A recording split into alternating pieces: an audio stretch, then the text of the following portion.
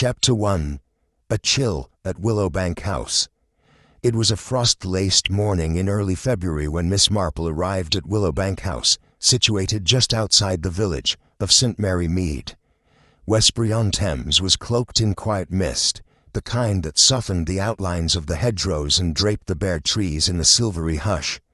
Birds chirped lowly in the distance, and the crunch of Miss Marple's sensible boots on the pebbled path was the only sound as she approached the grand but slightly weathered house. Willowbank House, a stately Georgian structure of pale stone and ivy-veined walls, stood with a dignified air of age and mild neglect.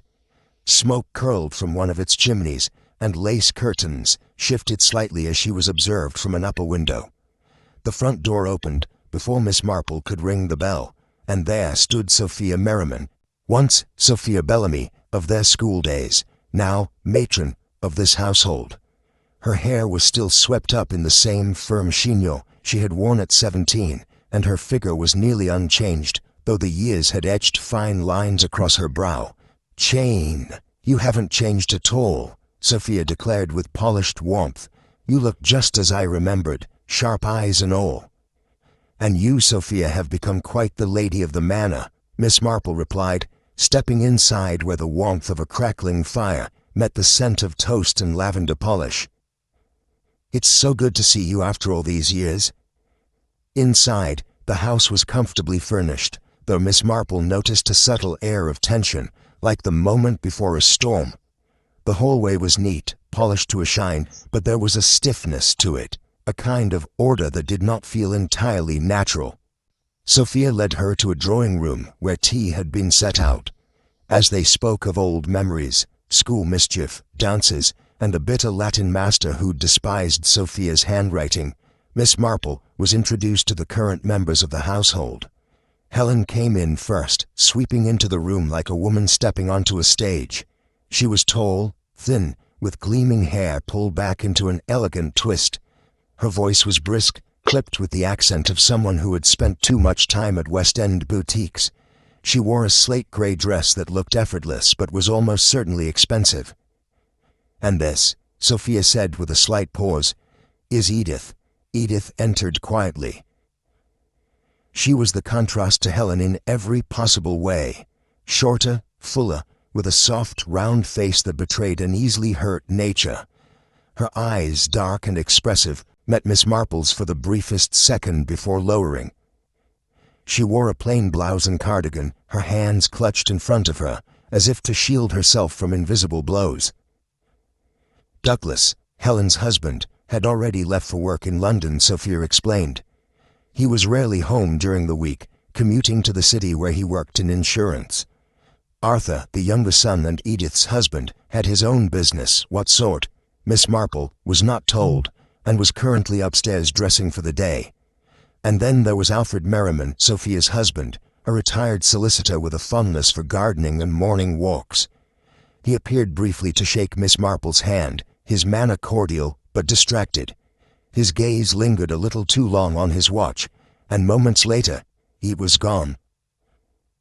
It was at breakfast the next morning that Miss Marple first sensed something unsettling. The dining room was bright with sunlight reflecting off the frosted windows.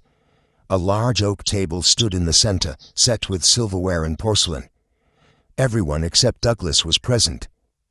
Helen chatted about a new dress shop in Westbury and the hopelessness of their gardener. Arthur grunted responses between mouthfuls of eggs. Sophia passed the marmalade with the officiousness of a boarding school matron. But Edith sat silently. Her plate was only half filled, and even that she barely touched. She seemed to shrink in her seat, her shoulders turned inward. Her fingers, wrapped tightly around her teaspoon, trembled as she stirred her tea, though the room was warm. Helen, sipping her black coffee, suddenly declared with a theatrical sigh, "Oh, Edith has had double pudding again. Honestly, darling, do you not believe in self-control at all?" There was a sharp pause. Sophia smiled awkwardly. Arthur didn't look up. Alfred pretended not to hear. Edith bowed her head, her cheeks reddening. She said nothing, merely pushed her plate away with a tremble that did not escape Miss Marple's notice. A fork clinked softly against the china. After breakfast, Helen and Arthur left for their respective places of work. Alfred, donning his hat and coat, announced he was going to visit a friend in the village. Sophia saw everyone off with a series of nods and gentle scoldings. And then it was just Edith left at the table, collecting plates, shoulders still hunched. Miss Marple sipped her tea slowly. She had not said much during the meal, but her mind was a hive of quiet observation. There was a crack in the domestic surface, thin but undeniable. Later, as Edith vanished into the kitchen without a word, Sophia turned to Miss Marple with a brisk clap of her hands. "Now then, Jane, I thought we'd go shopping today. There's a lovely new butcher who carries that Irish bacon you like." "That sounds delightful," Miss Marple replied with a soft smile. "Shall we take Edith along? A change of air might do her some good." Sophia's face stiffened for a moment. "Oh no, that won't be possible today. The maid has the day off and someone has to see to the linens in the drawing room. Edith is quite used to the routine." "I see," Miss Marple murmured. "Besides," Sophia added, "she doesn't like shops. All that bustle makes her anxious." Miss Marple said no more. But as she followed Sophia out the front door, she cast one last glance toward the house, toward the window of the back kitchen, where she glimpsed Edith's silhouette at the sink, her head bowed, the steam from the water fogging the glass. The walk into the village was lovely enough, daffodils beginning to bloom, crocuses pushing up through the soil, and the air heavy with the scent of wood smoke and damp earth. Sophia talked cheerily about village gossip, Mrs. Crumble's hip operation, the vicar's sermon length, and a mysterious theft of hens from the Allens' farm. But Miss Marple's thoughts remained fixed on Willowbank House. She had seen such arrangements before, where one woman ruled and another was ruled, where smiling facades covered something darker. She knew the signs, the averted gaze, the trembling hands, the silences that echoed louder than speech. Miss Marple had not come to solve a mystery. She had come for rest, for companionship. But as always, evil had a way of brushing its fingers lightly across her path, and she would not ignore it. Chapter 2. The Silence in Scarlet. The winter sun hung low in the sky as Miss Marple and Sophia trudged back from their lengthy shopping trip, arms heavy with parcels and feet aching. The market at Westbury-on-Thames had been busier than expected for a weekday. A new fishmonger had opened, and everyone, it seemed, was curious. There had been delays at the greengrocer, a long detour to the haberdashery for Sophia's embroidery threads, and a rather animated chat with a former acquaintance who insisted on recounting her son's misfortunes in the Army Reserves. By the time they returned to Willowbank House, the daylight had taken on a silvery pallor. The air had grown colder with the bite of approaching dusk. Miss Marple adjusted her shawl and glanced up at the ivy-strewn windows. Something was wrong. "The door," Miss Marple said quietly, stopping just before the threshold. The large oak front door stood ajar, its heavy brass knob glinting faintly in the light. That in itself might not have seemed unusual in a livelier household, but Willowbank House was no place for carelessness. Sophia's nature was precise, and Edith even more so. Sophia noticed it too. "That's strange," she murmured. "I told Edith to latch it. She never forgets things like that." They exchanged a glance. Miss Marple's hand moved instinctively to the brooch on her coat, an old habit, a quiet gesture of resolve. They stepped inside. The warmth of the morning fire was long faded. Cold air hung in the entrance hole like a warning. No sound came from within, no clinking of teacups, no hum of the wireless, no footsteps. Miss Marple's voice was low, clipped. "Wait here." But Sophia had already gone ahead, calling faintly, "Edith, Edith dear." Miss Marple followed her into the drawing room, and stopped. Sophia's scream pierced the stillness. There, on the floral-patterned chintz couch beneath the north-facing window, lay Edith. She was completely still, her head tilted slightly to the side, lips parted as if to speak. But the words had never come. Her eyes were wide open, fixed in an empty stare at the ceiling. Her skin was ashen, and around her neck, tightly wound, was a deep red scarf. The scarf had cut into her throat with such force that the color had stained the flesh beneath it. Bruises marred both arms, harsh, finger-shaped marks, unmistakable in their intent. Sophia collapsed to her knees beside the couch, weeping incoherently. Miss Marple moved swiftly, her hands calm despite the horror. She touched Edith's wrist. Cold, no pulse. Her eyes then fell upon the scarf. There was something odd about it, not merely the violence with which it had been tied, but the faint scent that clung to it. Miss Marple leaned closer. A fragrance, soft, sweet, lingering. Rose, but synthetic. A woman's perfume. She stood silently. The horror of the scene was undeniable, but she had seen such things before, in wartime hospitals, in village tragedies veiled by respectability. Her instincts were now fully awakened. "Sophia," she said gently but firmly, "we must call the police, now." Within 20 minutes, the front drive of Willowbank House was alive with activity. A local constable arrived first, followed by Inspector Cray, a tall, graying man in his early 50s, with sharp blue eyes and a no-nonsense approach. He'd dealt with his share of village incidents, burglaries, the occasional scandal, even a poisoning some years back. But murder in a household like the Merrimans, that was rare, disturbing. The family arrived soon after. Arthur came in breathless, his collar askew, face flushed from the cold. Helen, dressed immaculately as always, had an oddly composed expression, her eyes scanning the scene without blinking. Alfred followed behind, slower, leaning on his cane, his face a mixture of grief and confusion. In the drawing room, the body remained untouched, cordoned off by the constable's rope. A sense of muffled disbelief hung in the air. Inspector Cray cleared his throat. "I'll need to speak with each of you individually. But first, has anyone noticed anything unusual today? Anything missing from the house?" Everyone exchanged glances. "No," Arthur said. "Everything seems as it was this morning." Helen added, "Nothing's been touched in my room, not that there's anything worth taking." Alfred shook his head slowly. "It's a tragedy. We'll go." But no, nothing appears out of place. Miss Marple, standing near the fireplace, said nothing. Her eyes moved slowly across the room. Something was out of place, more than one thing. The sofa near the body had been moved slightly, angled oddly compared to the rug's pattern, and near the edge of it, almost tucked beneath, was a small object. She moved carefully and knelt, reaching beneath the skirt of the couch. A stud, a man's earring, silver with a small onyx stone, slightly scuffed. She held it delicately in her hand. Unusual. Certainly no one in this household wore such an item, at least not openly. She tucked it discreetly into her handbag. On the nearby coffee table, magazines were scattered, oddly out of character for the neat, controlled atmosphere Miss Marple had observed that morning. A vase had been knocked slightly sideways, then her eyes drifted toward the far wall. There had once been a shelf there. She remembered noticing it earlier, small, decorative, with a single porcelain bird and a row of miniature books.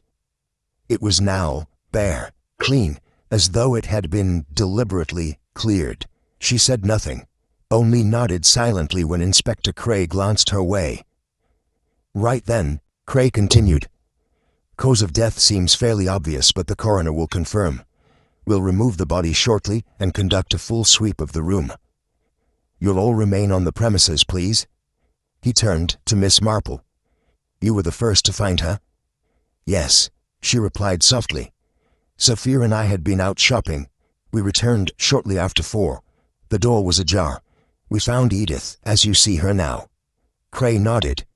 "And no one else was in the house?" "No one," Sophia confirmed hoarsely, her face pale. "The maid had the day off. Edith she was supposed to be doing the housework." Cray took down notes.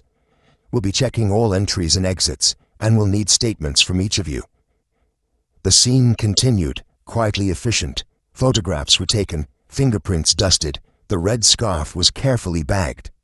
As the body was gently lifted, Miss Marple turned away, but her thoughts were racing. The scarf, the perfume, the bruises. She had seen bruises like that before, grabbing, shaking, control. And that perfume, it wasn't Edith's, she was certain. It was too bold for Edith's nature, too striking. Someone had leaned in very close to do this. Someone the victim had not expected to harm her. In the hallway, Helen stood near a mirror, adjusting her hair, her expression unreadable. Arthur stared out the window, his jaw clenched. Alfred sat quietly in a wingback chair, his eyes glassy. And Miss Marple, standing in the threshold of the drawing room, felt a chill that had nothing to do with the weather. Someone in this house knew more than they claimed, and someone had killed Edith. But why? That was the question that stirred deepest in her mind, not just the how or who, but why Edith? Why the quiet one? Why now? And what had been taken from that shelf? As the evening fell and the body was taken away in silence, the rooms of Willowbank seemed darker than before, less a home and more a stage. And somewhere behind the curtains, the murderer was still watching. Chapter 3. White Gloves and Whispered Guilt. The day of Edith's burial had drawn to a close, but the air inside Willowbank House remained stagnant and heavy, as though the walls themselves were mourning. Outside, the sky had turned a dusky lavender, the sun sinking beyond the tall hedge-lined garden. The crows who had cried out all morning had fallen silent. A strange hush hovered over the house, thick and uneasy. Miss Marple sat quietly in the drawing-room, the fire before her reduced to pale embers. The ticking of the grandfather clock in the hallway was the only sound to break the silence, marking each passing second like a slow, patient witness. The room had not changed, and yet everything had changed. Edith, the quietest of them all, was gone. Upstairs, Alfred's door remained closed. He had not come down since morning. 5 hours now and not a sound from him. It was understandable, of course, for a father-in-law to grieve. But Miss Marple, with her finely tuned sense of human emotion, could not help but feel that Alfred's sorrow carried an edge of something else. Guilt? Fear? Or was it perhaps knowledge he dare not speak? She had seen it before, in the widowers of village tragedies, in the nervous glances of those who knew too much and said too little. There was something locked inside that man's mind, and Miss Marple, though never one to push, knew it would come to light. In time, Sophia finally called everyone to dinner just after 7. The dining room was lit by 2 shaded lamps and a pair of silver candlesticks. The table was laid out with white linen, though only 5 places were set. Edith's seat remained conspicuously bare. A silence accompanied every course. Alfred eventually came down just as soup was served. He said nothing as he sat. His face was drawn, his eyes hollow. Arthur, by contrast, seemed almost irritatingly at ease. He ate his soup, sliced into his roast chicken with focus, and chatted lightly with Sophia about some local builder who had underquoted them on a roof repair. His voice had a cheery quality that grated against the silence of the others. Even Sophia, who normally basked in the normality of routine, seemed subdued, her eyes darting across the table like someone waiting for something, anything, to break the stillness.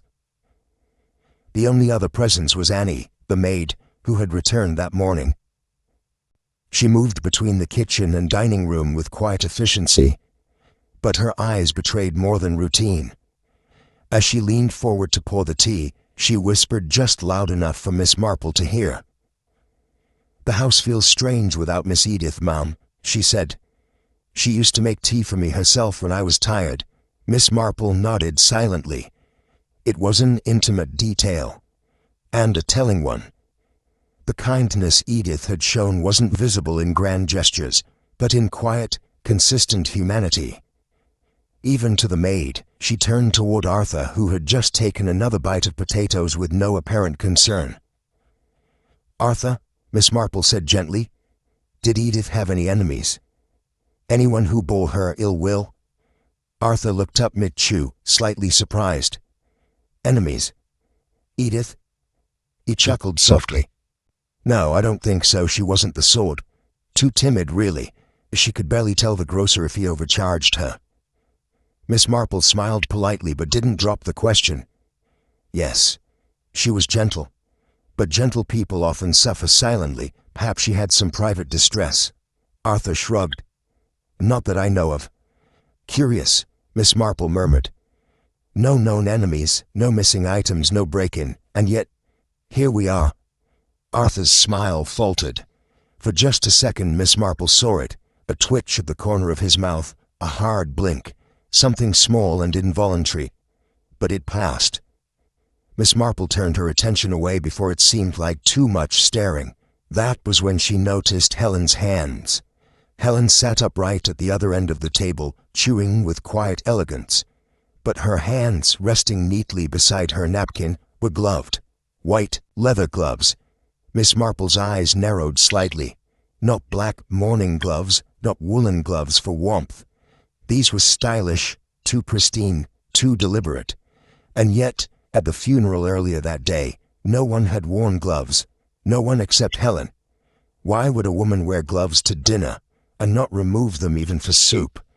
Miss Marple's mind sifted through the observation with the delicacy of a clockmaker examining gears.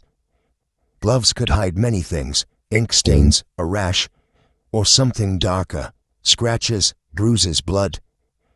After dinner, dessert was brought out, a modest apple tart, Edith's favorite, ironically.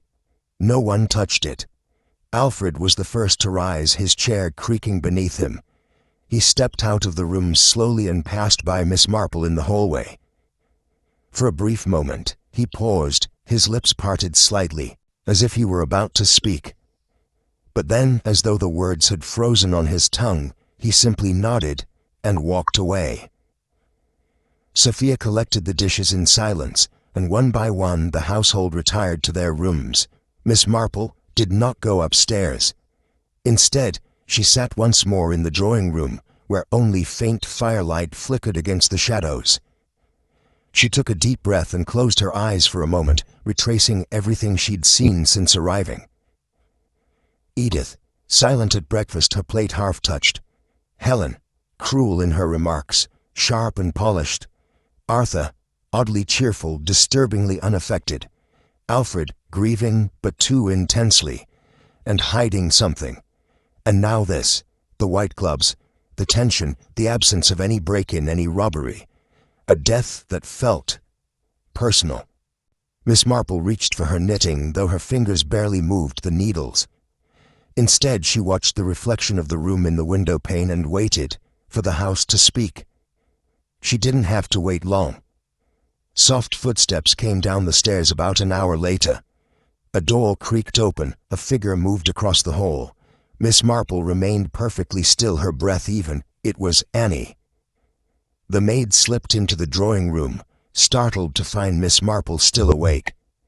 "Oh, I didn't mean to disturb, ma'am. I just forgot the tea tray."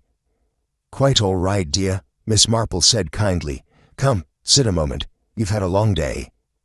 Annie hesitated, then sat at the edge of a nearby chair. "You were fond of Edith, weren't you?" Annie nodded quickly. "Yes, ma'am, she was kind, soft-spoken, never ordered me about, not like... Well," she stopped herself. "Not like Helen." Annie's eyes darted up.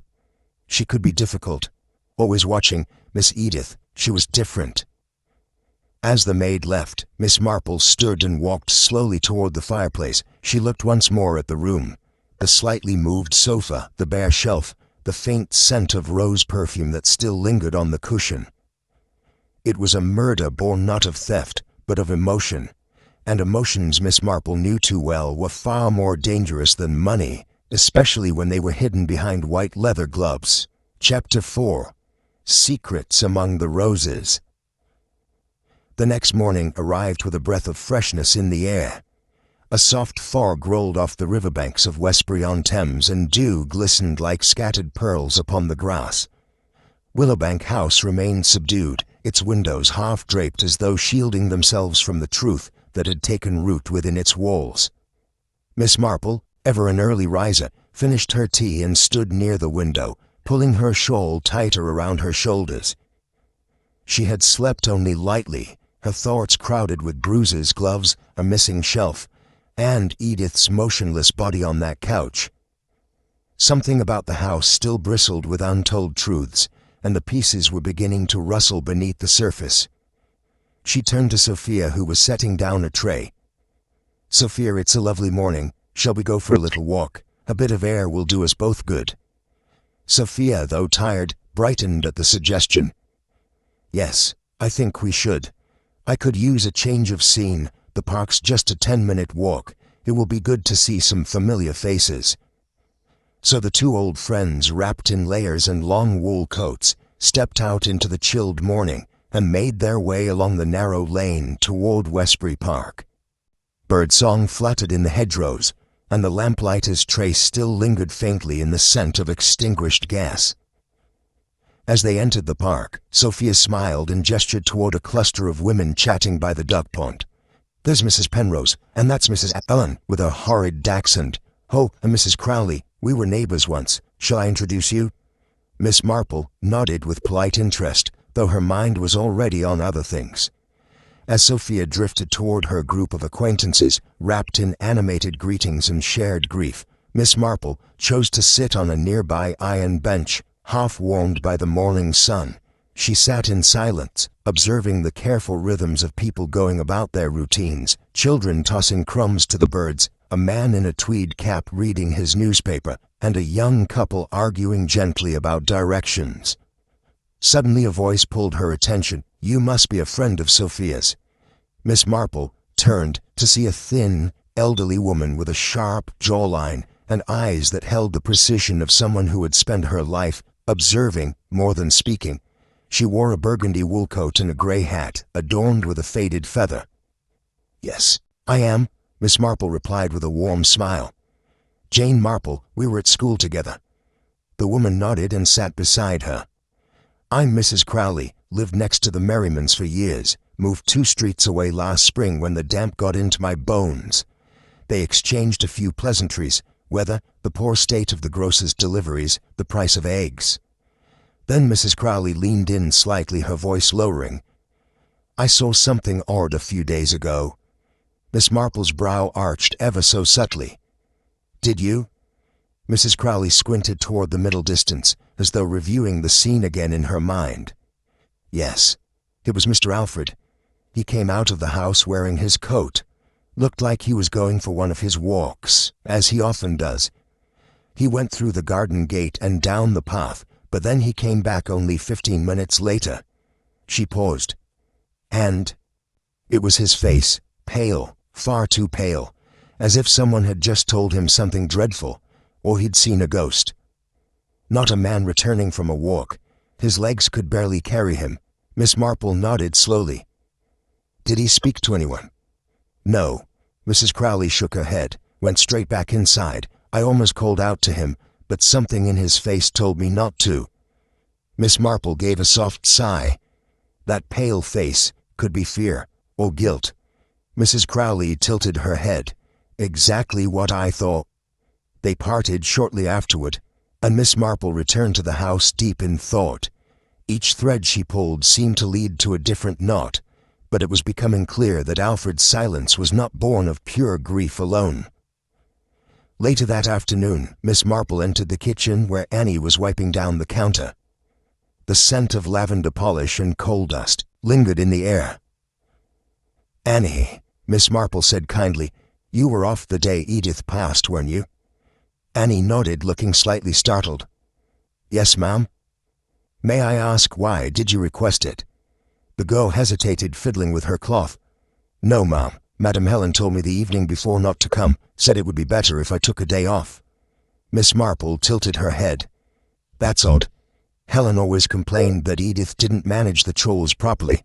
If she thought so poorly of her work, why wouldn't she ask you to stay and help?" Annie fell quiet. Her lips pressed together. Miss Marple offered a warm, understanding smile. "Don't worry, my dear, I'm not blaming you. But it wasn't just a casual day off, was it?" Annie shook her head. "No, Mom." Miss Marple gently patted her arm and left the kitchen. She now had a clearer view. Someone had planned for the house to be quiet that day. Too quiet. No visitors, no outsiders, no maid. Just family. That evening, the house sank into its habitual silence once more. The lamps cast long shadows across the corridor walls, but Miss Marple, shawl draped tightly across her shoulders, slipped out through the back door and into the garden. The air was sharp with the scent of earth and winter roses. The bare trees rustled softly above her, whispering in the breeze. She strolled slowly, pausing by the flower beds, her eyes grazing over footprints, broken twigs, the soil disturbed near the hedges. Her shoes crunched softly on the gravel path. And then, just beneath the rosebush near the southeast corner of the garden, something glinted. She bent down. There, half buried in the mulch and dew-speckled leaves, was a silver bracelet. She picked it up carefully. It was delicate, expensive, designer. Not something one would lose and fail to notice. She turned it over in her hand, noting its fine craftsmanship and the tiny clasp. And then she saw it. An engraving on the inside, faint but unmistakable. "To my H, with love, D." Miss Marple's eyes narrowed, and she gently placed the bracelet in her coat pocket. She rose slowly and looked around the garden, her gaze settling on the vantage point it offered. From here, much of the drawing room, the rear hallway, and even parts of the staircase were clearly visible through the large windows. Anyone standing here could watch movements inside without being noticed. She glanced toward the rear of the house, where faint yellow light pooled through the curtains. She knew now this murder had not been sudden. It had been orchestrated with care, with opportunity, and with knowledge. Someone had ensured Edith would be alone. Someone had hidden their guilt beneath politeness. Someone had worn gloves not to mourn, but to conceal. And now, someone had dropped something personal in the very soil of their deception.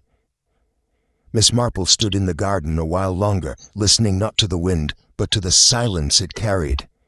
And in that silence, she began to hear the faintest hints of motive. She returned inside, her steps slow, her mind sharp. The pieces were falling into place, and someone at Willowbank House was running out of time. Chapter 5.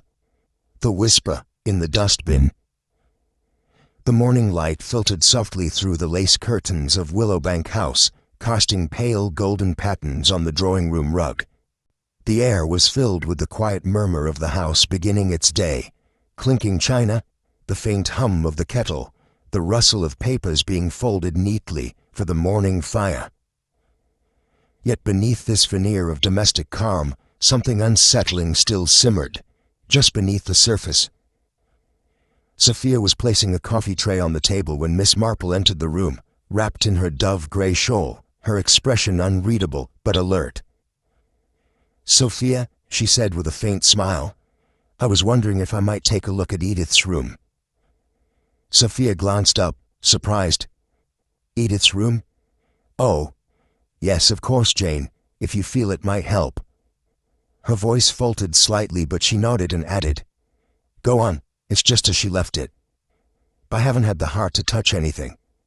Miss Marple nodded, touched the woman's hand gently, and left the room. As she climbed the staircase, her mind worked quietly, steadily. She knew from long experience that the private corners of a person's life, bedside drawers, forgotten notes, a wastepaper basket, often told a clearer story than the grand speeches of grief. The door creaked open, and Miss Marple stepped into the small, neat bedroom. The moment she entered, a distinct chill pressed against her skin. Not just the natural cold of an unheated room, but a spiritual one. The kind that lingers in spaces that have witnessed pain. The bed was still made, the counterpane smoothed down with a certain care that Edith was known for. A simple framed photograph sat on the windowsill, a younger Edith, perhaps 10 years earlier, holding a book, her smile faint but genuine. Miss Marple walked slowly around the room, her eyes moving methodically. The wardrobe was closed, slippers neatly aligned. A plain scarf hung on a hook behind the door. Then her gaze dropped to the small bin beside the writing desk. She bent down slowly, creaking as she moved, and peered inside. Amid a few torn envelopes and the corners of old receipts, something caught her attention. 2 crumpled pieces of lined paper. Carefully, she retrieved the larger one, smoothing it out on the desk. It was a diary entry, pencil-written, hurried, but still legible. "I feel my life is in danger if something happens to me. Seek the truth. I've sent a letter, that will be the proof." Miss Marple exhaled slowly. There it was. Edith's own voice, trembling but resolute. Proof not only that she feared for her life, but that she had taken steps to protect the truth. She folded the paper delicately and placed it in her handbag. Next, she turned to the side table. The top drawer opened with a gentle tug. Inside, she found a few mundane items: paper clips, a small brown bottle that smelled faintly of liniment, a pressed handkerchief, and at the back, something glinting. She reached in and pulled it out. A silver stud earring. Her fingers tightened slightly. It was the very same type found near the sofa on the day of Edith's death, the same sharp-angled design, the same tiny engraved pattern along the rim. This was not a woman's earring. No, it was distinctly masculine. Miss Marple whispered, "So, one was found by the couch, and the other here." She turned it over slowly in her palm. "This must belong either to Arthur or Alfred. And if it's here, someone was in her room before, watching, searching, or threatening." She closed the drawer softly, her mind now clicking together 2 significant pieces of the puzzle. As she descended the stairs, her senses were keen. Each step held the weight of confirmation. This was no random crime of passion. It had been built, quietly, like a trap around Edith.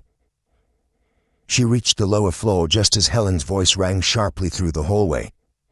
"I still can't find my bracelet," Helen snapped at Annie, who was nervously wiping down the sideboard. "The designer one, the silver one from London. I had it 2 days ago." Annie murmured something indistinct, clearly trying to calm her. But Helen was irritable, flustered. Miss Marple moved past them, her ears attuned. As she approached Helen, the familiar scent washed over her. That same rose perfume. Not sweet or floral, but sharp, artificial, and distinctly memorable. The same scent she had noticed clinging to the red scarf wrapped around Edith's lifeless neck. The same scent lingering in the drawing room even after the body had been taken. Casually, as though making light conversation, Miss Marple said, "Your perfume is quite striking, Helen. A bit strong, but very distinctive." Helen turned toward her, caught off guard. She tried to recover with a small smile. "Oh, thank you. Douglas brought it for me from London. It's from a boutique he likes near Covent Garden." Miss Marple nodded pleasantly. "So thoughtful of him. Not many men know what suits their wives so well." Helen smiled again, this time thinner. She turned and walked toward the stairs, the scent trailing faintly behind her. Miss Marple lingered for a moment. She now had 3 clear threads: Edith's written warning, the matching earring, and the perfume. And then there was the bracelet, Helen's missing silver designer bracelet, now safely in Miss Marple's coat pocket. She had found it beneath the rose bush in the garden the evening before, half buried in dirt and petals. Engraved inside, "To my H, with love, D." A gift from Douglas. For Helen. She had said she hadn't seen it in 2 days. Miss Marple's eyes narrowed ever so slightly. 2 days ago had been the day Edith died. She sat in the drawing room once more, watching the house return to its slow, uneasy rhythm. The ticking clock. The low murmur of Alfred's voice on the phone upstairs. The occasional rustle of Sophia's footsteps, pausing just outside rooms before retreating again. Miss Marple leaned back into the armchair, her fingers resting on the embroidery she had not touched in hours. There were still a few details left to gather. A letter, most likely, if Edith had been truthful in her diary. Perhaps mailed, perhaps hidden. That would need to be found. But the direction was clear now. The killer had been inside the house. The killer had worn gloves, not to mourn, but to hide fingerprints. The killer had worn that perfume. And the killer had been afraid of what Edith might reveal. Miss Marple, with her calm presence and weathered hands, had seen this pattern before. People believed cruelty always shouted, but it didn't. It whispered, it wore pearls and silk, it smiled at the dinner table, and sometimes it wore white gloves. She pulled out Edith's note once more, smoothing it in her lap. "I've sent a letter, that will be the proof." Now it was time to find that letter. And time for the truth to come home. Chapter 6. A Witness Who Couldn't Speak. The evening descended over Willowbank House like a velvet curtain drawn slowly over a play nearing its end. A hush had settled upon the rooms and corridors, more profound than mere silence. It was the silence of withheld truths, of guilt that echoed through floorboards and behind locked doors. Miss Marple sat in her room with a cup of tepid tea, the fire in the grate down to its final embers. She was still and composed, but her mind moved like a precision instrument. So much had been uncovered, yet one thread remained loose, elusive, and dangerous. She stood, wrapped her shawl around her shoulders, and stepped softly into the hallway. The lamps glowed low on the walls, casting long shadows like arms stretching out toward the past. She walked with quiet purpose down the corridor, turned left at the end, and found herself before Alfred Merriman's study. The door was slightly ajar. Inside, the room was untouched, a place of order and solemnity, as befitted a retired solicitor.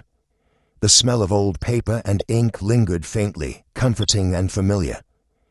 On the desk, she spotted it at once, a brown leather-bound diary resting unopened atop a stack of legal volumes.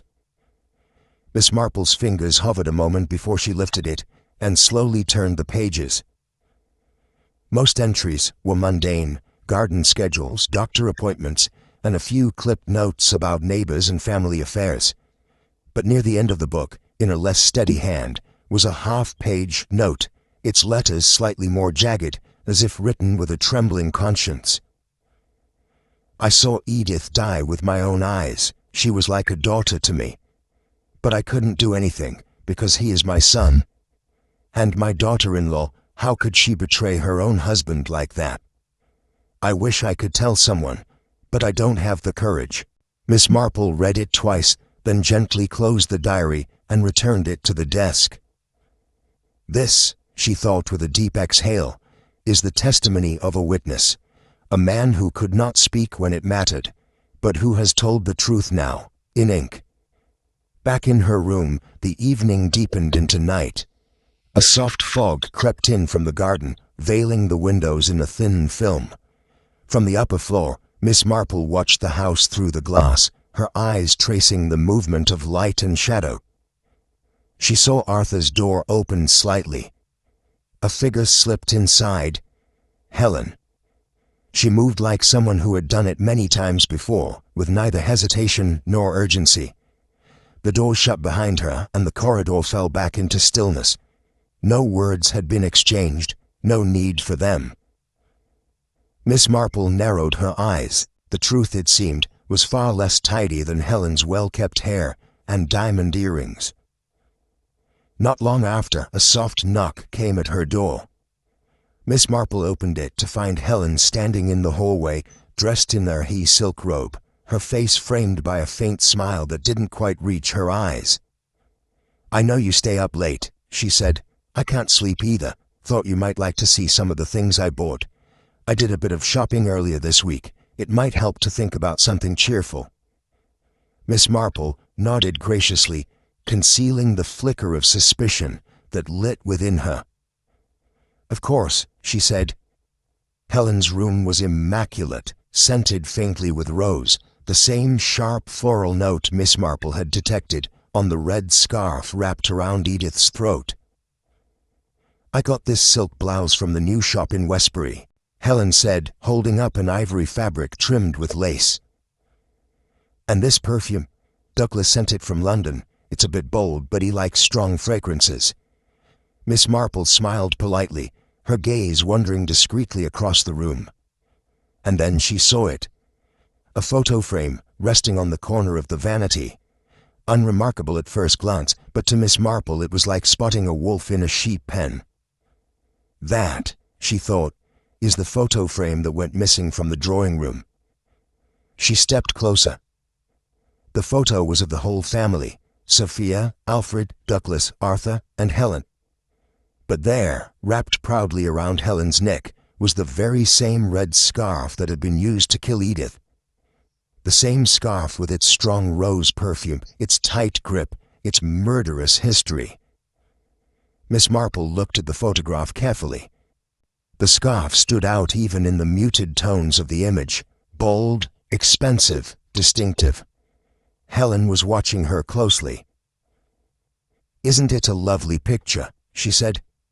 "Douglas had it framed last year. He always liked the way it turned out." "Yes," Miss Marple replied, her voice calm. "It's very striking." Helen's eyes flickered briefly, then she placed the perfume bottle back on the tray and turned toward her mirror, fussing with her hair. "I've always said," Helen continued lightly, "that a woman should keep her things in order. Life's messy enough." Miss Marple gave a soft smile. "Yes, but some messes leave a stain." Helen turned, momentarily confused, but Miss Marple was already moving toward the door. "Thank you, dear, I should rest now," she said, and slipped out before Helen could respond. In her own room, Miss Marple placed Alfred's diary and the photo frame side by side on her writing table. The fire had long since burned out, but her eyes burned with clarity. Alfred had watched his son and daughter-in-law entangle themselves in something unspeakable. He had not intervened, not out of cruelty, but paralysis. Love, misplaced and confused, had bound him in silence. But the evidence, scattered between discarded notes, buried bracelets, and now captured in a frozen smile within a photo, had spoken louder than any confession. Helen, polished and cruel, had manipulated the family, all while covering herself in the scent of roses and smiles. And Arthur, complicit or perhaps ensnared by guilt or love, had silently let it happen. Edith had sent a letter before she died. That proof still remained.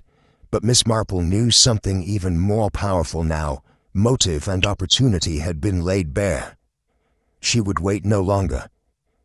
She whispered to herself as she gently touched Alfred's diary. What Alfred could not say, "I will." The time is near when lies will unravel themselves. And when they do, the killer's steps will stumble. The stage was nearly set. The truth was no longer hidden. And very soon, the final act would begin. Chapter 7. The Truth in the Drawing Room. Evening had fallen at Willowbank House, but inside, the warmth of firelight was no match for the chill of unspoken truths. The air was brittle, like glass, stretched too thin. Every corridor held its breath, and every shadow seemed to inch closer to the light. Miss Marple, wrapped in her pale blue shawl, sat alone in the drawing-room for a long moment, allowing the silence to settle. Then, with quiet authority, she rang the bell and requested that all the members of the household join her. One by one they came. Arthur entered first, looking irritated by the summons. He slumped into the corner of the sofa, his posture lazy, but his eyes wary. Helen followed, her movements graceful and controlled, though her skin had lost its color. She wore a cream blouse, her hair in its usual elegant twist. A faint scent of rose perfume lingered behind her. Sophia arrived next, her face pale with confusion, a knitted shawl clutched tight in her fingers. She glanced between the others with increasing nervousness. Alfred came last, slow and deliberate in his movements. His cane tapped once against the wooden floor as he sank into a nearby armchair, eyes avoiding everyone else in the room. Miss Marple waited until the door closed softly behind them all. Then, without flourish, she stood and placed 3 items on the polished oak table in front of her. A bracelet, a framed photograph, and a silver stud earring. The room seemed to contract. She began quietly, her voice gentle but resonant. I have been thinking a great deal about poor Edith, about her life, and about her death. The evidence, though scattered, has come together in a way that cannot be ignored. She picked up the bracelet. This bracelet was found beneath the rose bushes in the southeast corner of the garden. It is engraved with the words, "To my H, with love, D." She turned to Helen. "Helen, is this the bracelet you reported missing?" Helen stiffened, her eyes narrowing. Yes, that's mine. I hadn't seen it for, several days." "Precisely," Miss Marple nodded. "It disappeared the same day Edith was murdered, and yet you never mentioned it until yesterday." Helen said nothing. Miss Marple set the bracelet down and lifted the photo frame. This frame was missing from the lounge. "Sophia, you confirmed that yourself?" Sophia nodded hesitantly. "Yes, I noticed it was gone the day she died." Miss Marple turned the frame to face the others. The photograph inside was striking. Helen in the foreground, laughing, wrapped in a bold red scarf. "The same red scarf," Miss Marple said quietly, "that was used to strangle Edith." Gasps came from Sophia and Alfred. Arthur leaned forward, his knuckles whitening. This frame was removed because it showed Helen wearing that scarf, and the scarf itself, when I examined it, carried a distinct fragrance, synthetic rose, the very same perfume Helen wears. Helen opened her mouth, but Miss Marple held up a hand. "I'm not done." She then picked up the final item, a small silver stud earring. This was found near the drawing-room sofa beside where Edith's body was discovered, a match to another stud I later found in Edith's bedroom drawer. She turned to Arthur. "These belong to you, do they not?" Arthur's eyes widened. He glanced at Helen, then back at Miss Marple. "Yes, but how did it get there? I imagine you lost one during the struggle. The other perhaps dropped earlier while you were in her room." "The exact sequence may differ, but the implication is clear." Arthur shot up from his seat, furious. "You think I killed my wife? That's absurd. She was my wife, damn it. Why would I?" "Because she found out the truth," Miss Marple interrupted softly, "and she tried to stop you." Helen rose too now, trying to retain her poise. "This is ridiculous. Edith was unstable. She imagined things. She wrote a letter," Miss Marple said, cutting her off. At that moment, the doorbell rang. Everyone turned. Sophia, wide-eyed, hurried to the entrance. A moment later, Douglas entered the room, his overcoat still on, his hair damp from the evening mist. In his hand, he held a worn envelope. I just arrived," he said, his voice low, almost shaking. "This letter came to me yesterday. It was written by Edith. I didn't realize until I read it." He opened the letter and began to read.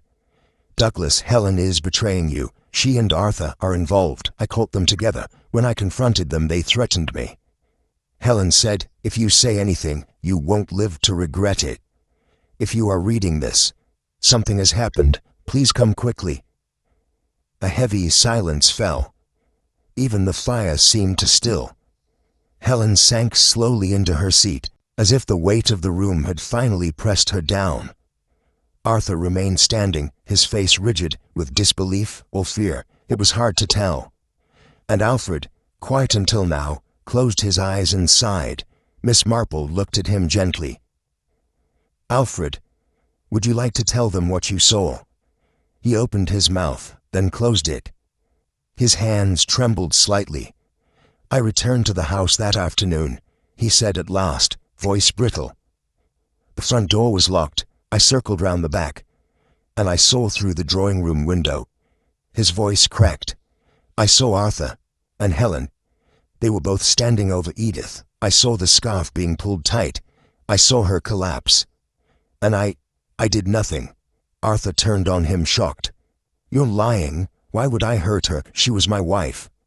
Alfred's eyes were full of sorrow. "You and Helen were in it together. I saw it. I saw everything." Helen stood now, pale as death. She was going to ruin everything. She was obsessed, jealous. She wouldn't stop interfering. No, Miss Marple said quietly. She wouldn't, because she believed in love. She believed her husband deserved the truth, and she believed you were capable of terrible things. Miss Marple turned to Douglas. She wrote to you, even knowing you might never come, because she hoped that's who Edith was. Douglas said nothing, but his hand clenched around the letter. Miss Marple surveyed the room once more. People often assume that evil shouts, she said softly. But it doesn't. It whispers, in silk blouses and rose perfume, in glances exchanged across a dinner table, in silence that lingers too long. She paused. But truth has a voice of its own, and tonight it has spoken. No one argued. No one moved.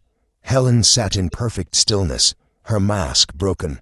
Arthur stood like a man who had stepped off the edge and only just realized he could fall. And Miss Marple, quiet as ever, took her seat again. She reached for her knitting. There was still one final chapter to come. One last piece of the puzzle to uncover.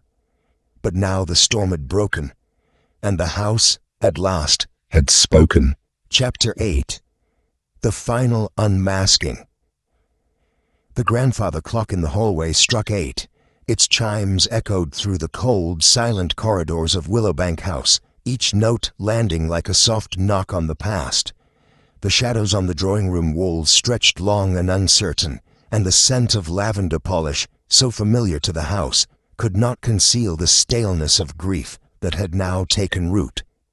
Miss Marple sat alone for a moment, her knitting untouched on her lap, her gaze steady on the flickering fire. She had requested that no one leave the house until Inspector Cray arrived, and she had made sure the constable on duty outside knew to allow him in immediately. She had also sent a telegram that afternoon, concise, direct, supported by all the evidence she had gathered over the past days. When the front door opened, and Inspector Cray stepped in, his overcoat damp with evening fog, Miss Marple rose to meet him with quiet dignity. "Thank you for coming so promptly, Inspector," she said. "I received your wire," he replied. "I assume we're past the point of speculation." Miss Marple gave a single nod. "We are. You'll find all the threads tied, I believe." He looked around the room. Douglas was seated in the far corner, the letter from Edith still in his hand. His expression was unreadable, somewhere between sorrow and fatigue. Alfred was slouched in his armchair near the fire, his eyes vacant and dim. Sophia, standing by the window, looked more fragile than ever before, her eyes red from weeping, a handkerchief clenched in her hand.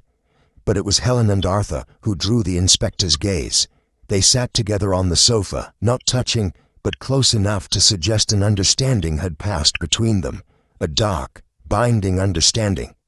Helen's back was perfectly straight, her hands folded in her lap. Arthur sat slouched, but his foot tapped faintly, a sign of the storm inside. Cray cleared his throat. "Arthur Merriman, Helen Merriman, before I proceed further, is there anything you wish to say?" Arthur looked up sharply, his jaw clenched. His eyes, red-rimmed and stormy, darted between the inspector and Miss Marple, then landed on Douglas, silent, wounded, a man whose entire world had changed with one letter. For a long moment, Arthur said nothing.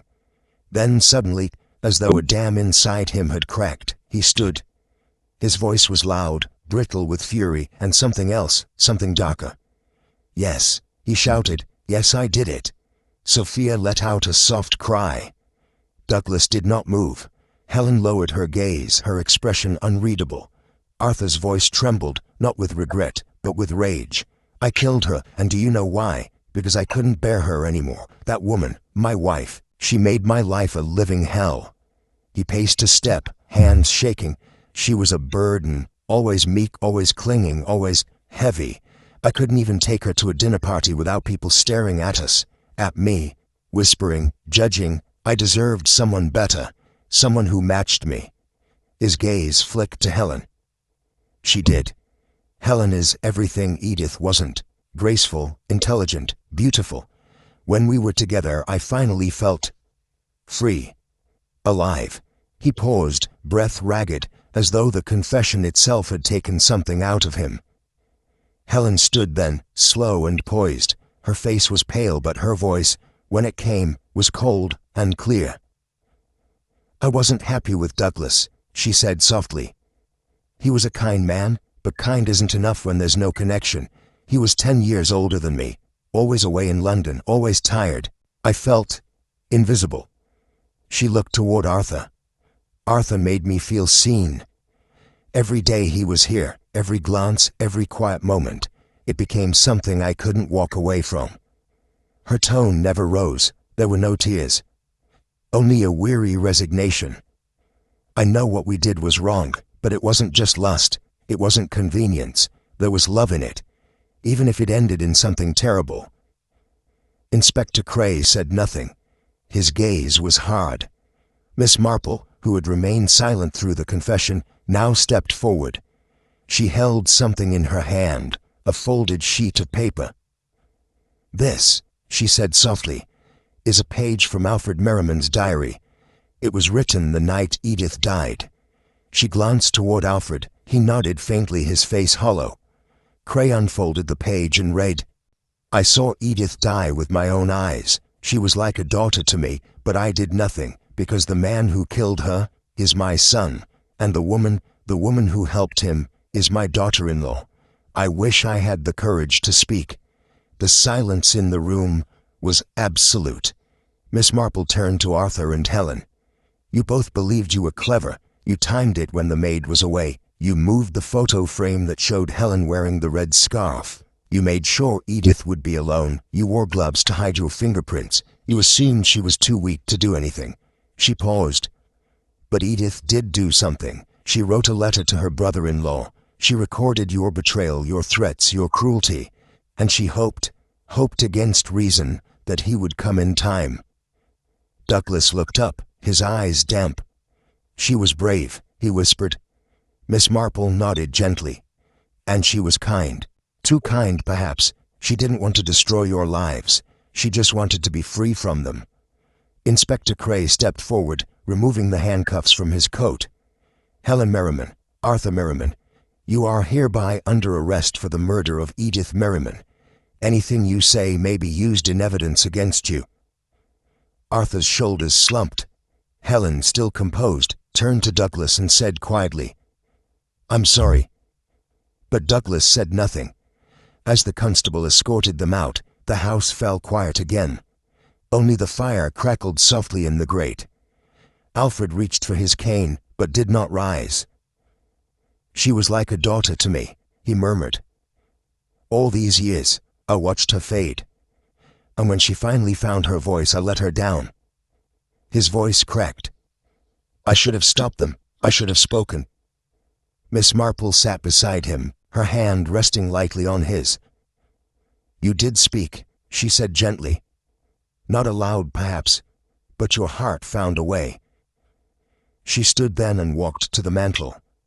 From the shelf she picked up the photo frame, the one with Helen in the red scarf, laughing beside the very woman she helped murder. Without a word, Miss Marple opened the fireguard and tossed the frame into the flames. The photograph curled, blackened, and dissolved into ash. Gone. And yet, something had been restored. Not Edith's life, but her dignity, her truth, her final plea had been heard. The firelight danced across Miss Marple's calm face as she returned to her chair. For a long moment, no one spoke. Outside, a wind stirred the hedgerows of Westbury-on-Thames. The village would sleep tonight, unaware that justice had quietly passed through one of its oldest homes. Inside Willowbank House, a different kind of silence now lingered, not of guilt or grief, but of release. Miss Marple leaned back, reached for her knitting once more, and smiled faintly. The threads had all been tied, and at last, the house could breathe again. And that concludes today's journey into the shadows of mystery and deduction. What did you think of this case? Did you see the twist coming, or did it catch you by surprise? Share your theories and favorite moments in the comments below. Love to hear your take. And if you're craving more thrilling detective tales, don't forget to like this video, subscribe, and hit the bell so you never miss the next mystery. Until then, stay curious. The next clue might be closer than you think.